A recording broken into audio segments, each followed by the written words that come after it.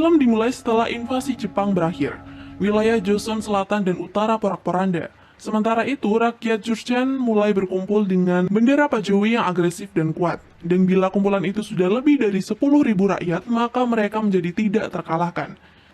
Merasa terancam, Jenderal Joseon mengumpulkan rakyat Jurchen untuk menjadi mata-mata. Rakyat Jurchen yang disebut adalah mereka yang tinggal di Joseon selama 100 tahun, sering disebut Songjoyen.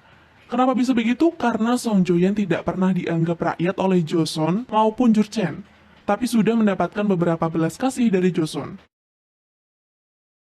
Shin langsung berpindah pada seseorang yang sedang berjalan sendirian menuju sebuah goa. Dia adalah Asin.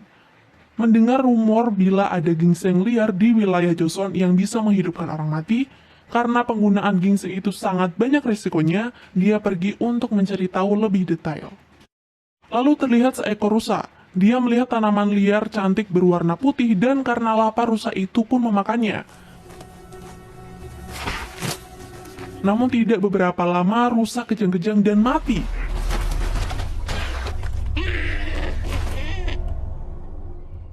Tapi tiba-tiba, dia hidup lagi menjadi zombie.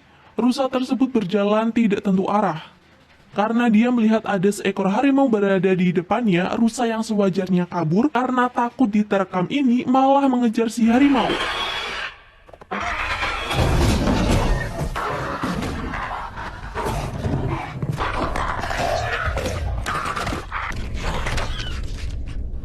Tapi ya tetap aja mati. Alhasil si harimau itulah yang kemudian tertular virus zombie. 산삼을 탐해 쇠사금 땅에 들어간 Dari kejadian tersebut kita berpindah pada dua orang rakyat Joseon yang sedang membicarakan rumor tentang orang-orang Jurchen yang mencari ginseng liar di Pesagun telah habis dibantai. Padahal menurut hukum, wilayah tersebut dilarang keras untuk dikunjungi. Tambahnya lagi, tewasnya orang-orang Jurchen itu karena monster menyeramkan yang ada di sana. Ternyata rumor itu benar adanya. Komandan tentara Chupajin datang ke Pesagun untuk melihat langsung. Dia kaget karena melihat mayat 15 orang tewas dengan cara yang menggenaskan. Dan dari tato yang ada di tubuh mayat-mayat itu teridentifikasi jika mereka adalah rakyat Jurchen. Tahu jika wilayah Jurchen sebentar lagi akan tahu berita ini, komandan memutuskan untuk pergi ke Songjoyen untuk menemui seseorang. Di perbatasan, tepatnya di desa Songjoyen, seorang kepala suku bernama Tahap sedang memotong daging untuk Joseon. Dan dari kerjaan itu, dia mendapatkan upah ya walaupun ngasihnya nggak pakai rasa peri kemanusiaan. Upah daging yang dia terima lalu dia masak untuk dinikmati orang satu kampung. 고기 먹자. Karena terbilang tidak pernah makan daging, mereka menikmatinya dengan sangat bahagia. Beberapa saat kemudian Asin pulang. Dia ternyata adalah putri dari Tahap.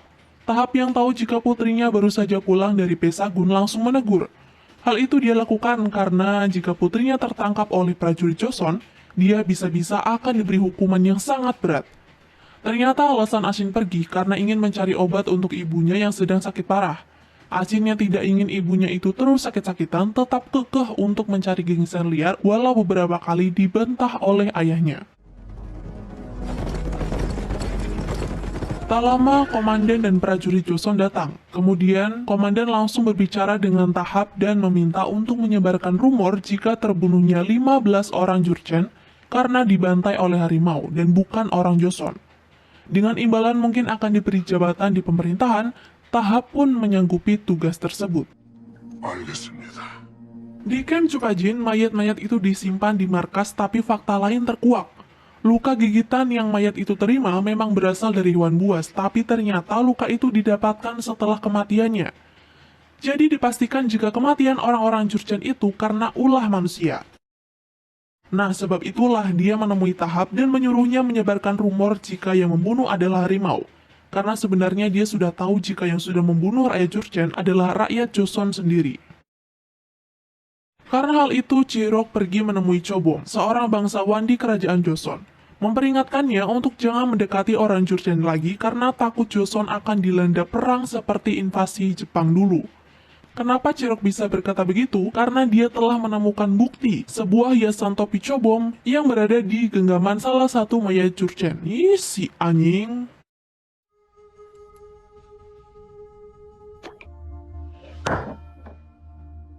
Cobom pun geram karena kelakuannya kini sudah diketahui. Dia melakukan hal itu karena dia tidak terima ada orang asing yang berani masuk ke wilayahnya, apalagi ingin mencuri ginseng liar di Pesagun. Lalu untuk menghapus jejak, Cirok menyuruh prajuritnya untuk membakar mayat-mayat Jurchen. Tanpa dia tahu jika dari jauh prajurit Pajowi sudah mengintai Joseon. Kembali pada tahap yang sedang bersiap untuk melaksanakan tugas. Asin yang merasa jika ada yang aneh dengan tugas itu mencegah ayahnya untuk pergi karena akan sangat berbahaya. Tapi Tahap tetap akan pergi. Dia berpikir dengan melakukan tugas ini bisa terrealisasikanlah bentuk terima kasih atas segala hal yang pernah Joseon beri kepada rakyat Songjoyen.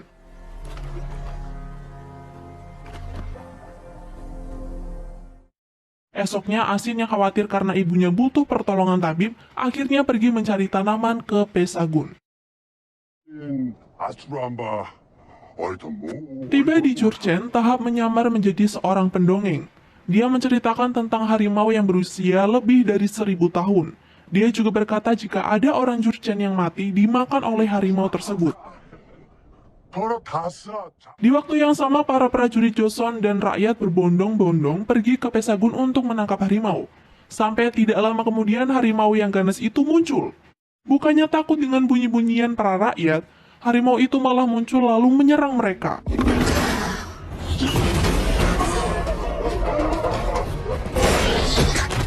Karena situasi sangatlah berbahaya, komandan menyuruh rakyat untuk mundur dan akan membiarkan dirinya sendiri yang menangani. Mereka mengejar harimau sampai ke padang ilalang yang cukup tinggi. Bukannya bertemu dengan si harimau, prajurit Joseon malah bertemu dengan bangsa Jurchen Pajowi. Ketika Pajowi akan menyerang para prajurit Joseon, mereka diserang lebih dulu oleh harimau.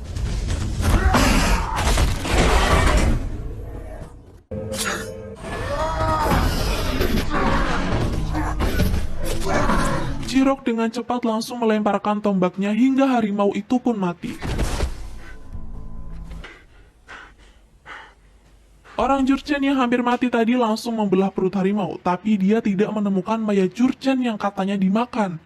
Isi perut harimau itu juga seperti hewan yang sudah mati. Dari hal itulah prajurit Jurchen itu akan terus melakukan balas dendam karena rakyatnya sudah mati di tanah Joseon. 피의 복수가 시작될 것이다. Kembali pada Asin, dia yang berhasil mendapatkan ginseng liar itu langsung kembali ke rumah dan berharap ibunya bisa cepat pulih.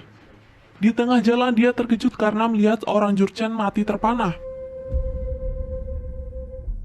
Berusaha untuk tidak peduli, Asin memilih untuk melanjutkan perjalanannya.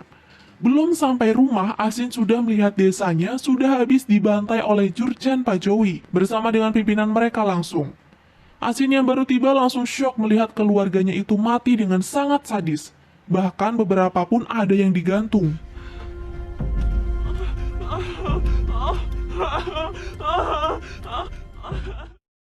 혼자 살아남은 것이냐? Asin yang sangat sedih dan marah pergi menemui Cirok dengan memohon padanya untuk membalaskan dendam pada kaum Jurchen. Permintaan itu ditolak karena bukan urusan Joseon, namun Asin tetap memohon. Dia berkata jika selama ini ayahnya sudah sangat setia dengan Joseon. 아버님은 평생 조선에 충성을 다하셨습니다. Tidak harus sekarang katanya, 10 atau 30 tahun lagi juga nggak apa-apa. Dia bahkan memohon agar bisa tinggal di camp militer Chupajin walau melakukan pekerjaan hina sekalipun. 복수를 해주십시오. Niatnya pun dikabulkan dan dia tidur di suatu gubuk, meringkuk kedinginan pada tumpukan jerami. Hari-hari dilalui dengan sedih oleh Asin. Pergi berburu untuk memberi makan tentara militer Joseon, mencuci baju para prajurit bahkan ketika musim dingin. Ketika sedang tidak bekerja, dia berlatih memanah di hutan. Asin juga menjadi mata-mata untuk Cirok dengan mencatat semua hal yang sedang terjadi pada markas Pajowi. Begitu terus sampai tidak terasa Asin pun tumbuh menjadi wanita dewasa yang cantik dan tangguh.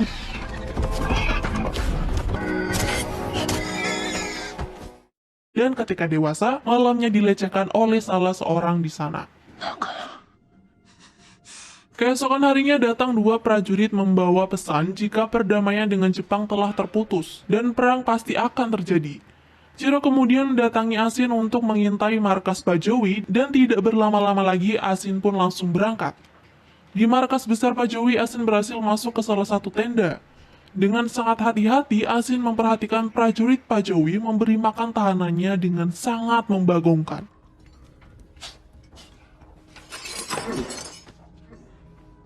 Setelah diselidiki, kagetnya Asin ketika tahanan tersebut adalah ayahnya sendiri.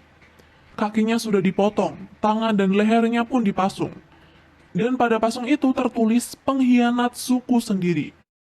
Keadaannya membuat Asin hancur. Dia tidak bisa menahan tangisnya melihat sang ayah menerima penyiksaan.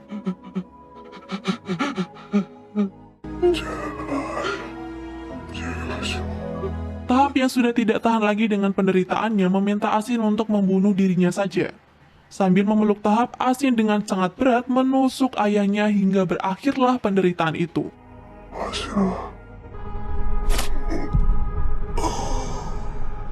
Asli di sini mah merinding banget coy. Sebelum pergi, Asin membakar markas Pajowi dan kembali lagi ke Cupajin. Sampai di camp, Asin melihat beberapa prajurit pergi untuk memperkuat kerajaan.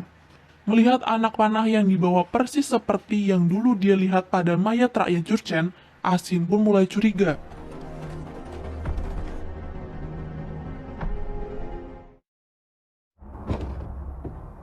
Dalam keadaan markas yang sepi, Asin diam-diam masuk ke ruangan komandan dan membaca surat-surat penting di sana. Salah satunya terkait kasus penyerangan rakyat Jurchen di hutan Pesagun. Dan di sini Chirok sudah berlaku curang.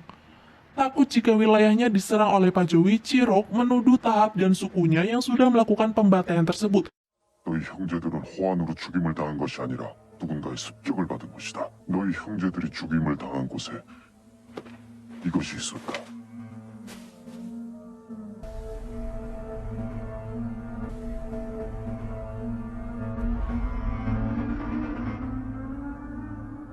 Biadab sekali Anda, Chirok. Sangat tidak menerima perlakuan yang buruk itu, Asin pun pergi untuk melakukan balas dendam. 아시나? Ketika seorang prajurit Joseon datang untuk meminta jatah lagi ke si Asin, dia menusuk prajurit itu dari belakang lalu jasadnya dia gunakan untuk percobaan tanaman liar yang dia dapat dari hutan. Hingga yang terjadi adalah mayat itu bangkit dan menjadi zombie. Lalu menyerang prajurit yang lain membawa mereka untuk bernasib sama. Hal sama juga dilakukan pada prajurit yang masih tidur. Sampai sekarang markas Joseon menjadi sarang zombie. Ruang wakil komandan juga diserang zombie, namun dia berhasil kabur dengan membakar zombie tersebut. Ketika dia akan pergi dengan orang yang masih selamat, Asin datang dan langsung memanah mereka.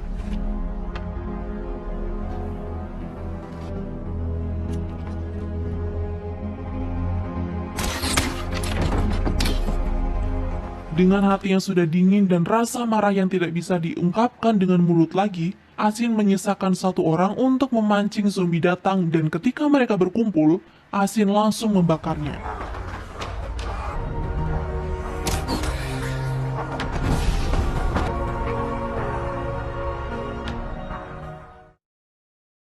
Keesokan harinya, Asin pergi sambil membawa karung. Dia seret menuju suatu tempat yang ternyata desanya dulu. Ketika sampai di sana, Asin membayangkan dirinya yang disambut hangat oleh warga desa, padahal yang sebenarnya terjadi, warga itu telah bangkit lagi tapi menjadi zombie. Asin sengaja membangkitkan mereka menggunakan tanaman liar dan memberi mereka makan, yang dulu tidak pernah mereka nikmati seperti rusa dan kelinci. Dan khusus hari ini, dari semua orang Joseon yang sudah dibabat habis oleh Asin, dia menyisakan Chirok untuk ia persembahkan kepada warga desanya.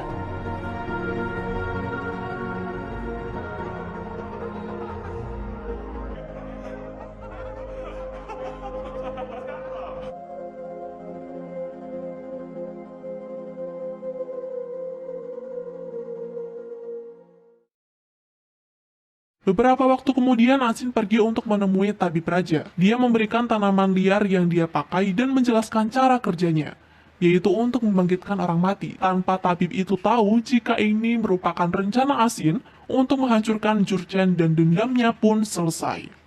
한 시즌 뒤에 죽은 시신이 살아나면